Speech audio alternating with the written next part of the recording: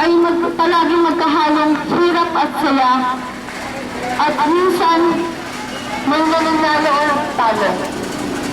Si Jesus ay nagpapaalala sa atin na huwag tayong magulumihanan ang ating puso.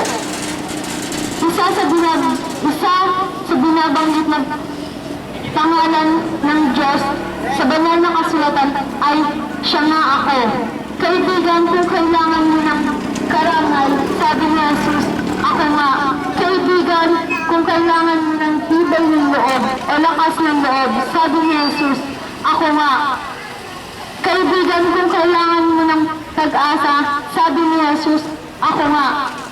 Mga minamahal ko pong kaibigan, magulang, nais ko po kayong muling sabihan sa inyo ngayong hapon na si Jesus ay mapagkaloob, si Jesus ay mapagmalasakit, si Jesus ay iyong gabay, si Jesus na iyong saklolo.